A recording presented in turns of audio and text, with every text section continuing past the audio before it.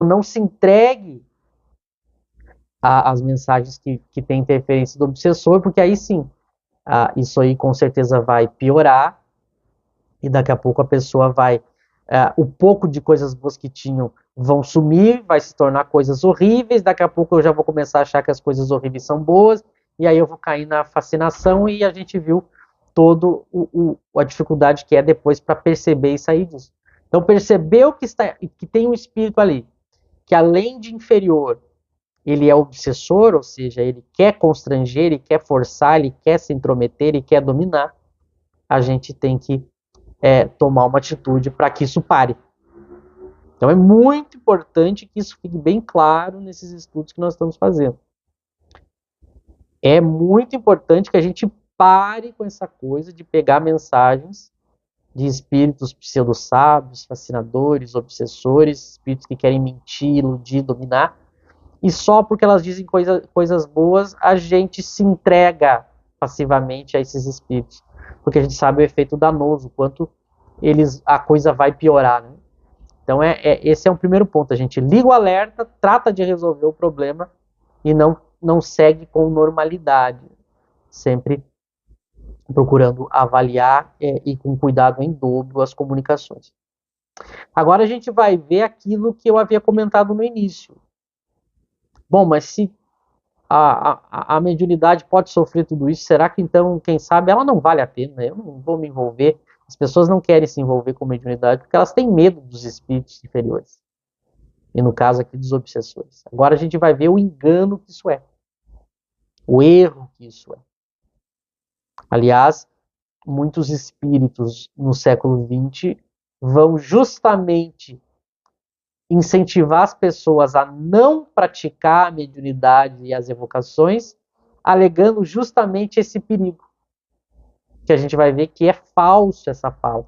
E não é por acaso que justamente os espíritos que incentivaram as pessoas a não praticar a mediunidade e a evocação são justamente esses espíritos fascinadores, pseudo-sábios, mentirosos, que eles querem justamente que a pessoa não faça isso, porque a gente vai ver que a mediunidade ela é justamente a maneira como eu posso desmascarar esses espíritos. Então não é à toa que esses mesmos espíritos que passaram a comandar o movimento espírita tão fortemente trabalharam com a ideia da gente parar de praticar a mediunidade, parar de praticar a evocação. Porque é óbvio que eles sabiam que esse era o meio deles serem descobertos, deles não continuarem dominando. Né? Então vamos ver agora o item 244. Vocês estão vendo, nós não estamos vendo todos os itens.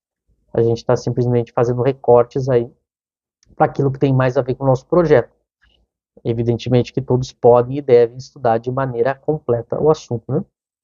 Vamos então no item 244, ainda no capítulo 23 do Livro dos Médiuns da Obsessão, Kardec falando, abre aspas.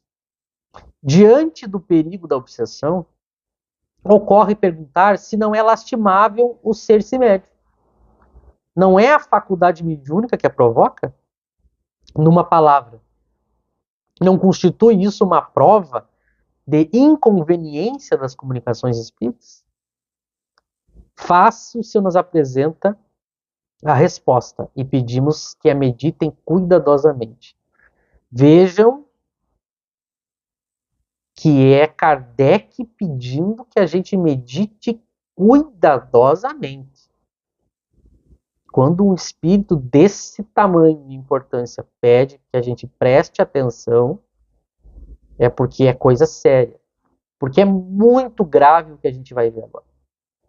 Então vejam que esse trecho mostra exatamente o que as pessoas pensam hoje no movimento espírita. Uma vez que os espíritos inferiores existem, eles podem nos obsediar, então a mediunidade é um perigo e é melhor não praticá-la. Ou então é perigoso praticá-la. É exatamente o que você deve ter ouvido nas obras, nas palestras espíritas, nas casas espíritas, que há um perigo. E Kardec diz, fácil se nos apresenta a resposta. Na verdade, a resposta é muito simples. Não é uma coisa complexa. A gente já falou isso em outros momentos. Há muitos assuntos que o movimento espírita debate, torna polêmicos, que eles não são polêmicos, são simples. As pessoas tornam um assunto difícil e polêmico porque elas não querem que você enxergue a solução. Então faz parecer que é uma coisa difícil de ser resolvida e basta uma simples leitura, uma simples reflexão. Então Kardec está dizendo, para responder essa questão, que se há perigo de praticar a mediunidade, será que não é ela que causa e provoca a obsessão? Kardec diz, isso é fácil responder, mas ele diz, pedimos que meditem cuidadosamente sobre o que ele vai responder agora, o que ele vai tratar. Então é muito importante. Isso aqui é uma virada de chave que a gente tem que ter, e a gente vai ver que vai escancarar muitos desses espíritos que o movimento espírita aí passou a seguir no século XX, e que eram justamente esses espíritos que queriam enganar, dominar, impor as suas ideias. Esses textos vão mostrar por que eles tão fortemente combateram a prática da mediunidade, colocaram medo nas pessoas, justamente para não serem desmascarados.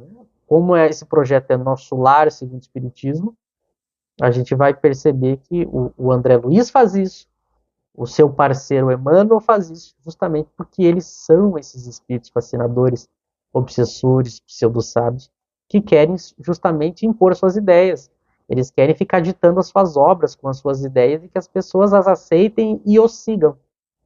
Por isso que eles vão afastar de Kardec, por isso que eles vão contrariar Kardec, e é por isso que eles vão fazer a vida do médium que eles se utilizaram ser um verdadeiro inferno.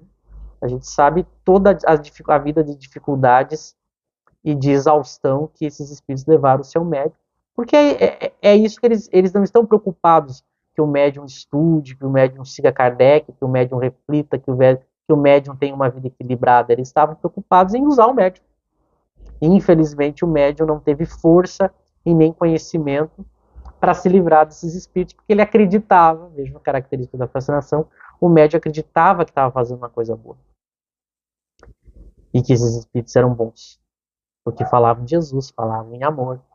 E também o médium, aqueles que o médium poderia ter sido salvo por terceiros, mas esses mesmos terceiros que rodearam o médium também ajudaram, junto com... Havia os espíritos fascinadores usando o médium, praticamente o escravizando, e haviam pessoas à sua volta também se aproveitando do médium, porque queriam tirar dele obras, livros, mensagens e toda aquela fama, todo aquele espetáculo, tudo aquilo que a vida do médium envolveu. Então o médium caiu justamente numa cilada de todos os lados, né?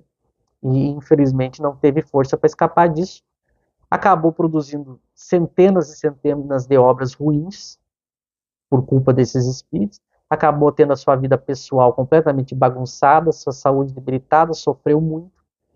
E a gente viu todas as consequências de não ter seguido Kardec e não ter tido nenhuma alma kardeciana que pudesse ajudá-lo. A gente não sabe de todo o contexto, né? Provavelmente, quem sabe, muitas pessoas tentaram ajudar, mas no final das contas houve tudo o que aconteceu. Mas vamos ver então a resposta que Kardec pede que a gente medite. Kardec vai dizer, ele segue falando nesse item 244, abre aspas. Não foram os médiuns nem os espíritas que criaram os espíritos. Ao contrário, foram os espíritos que fizeram haja espíritas e médiuns. Não sendo os espíritos mais do que as almas dos homens, é claro que há espíritos desde quando há homens. Por conseguinte, desde todos os tempos, eles exerceram influência salutar ou perniciosa sobre a humanidade. Então, Kardec é muito lógico e claro.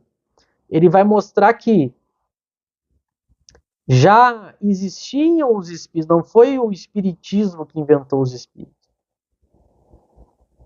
Esse é o primeiro ponto. Ele vai descolar a ideia de que espíritos está ligado somente ao espiritismo. Porque o espiritismo passou a existir no século XIX, desde o lançamento do Livro dos Espíritos em 1857. Antes disso não havia espíritos. É evidente que sempre houve espíritos. Eles sempre influenciaram a humanidade.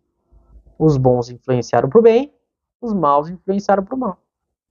demonstrando que eu não posso imputar ao espiritismo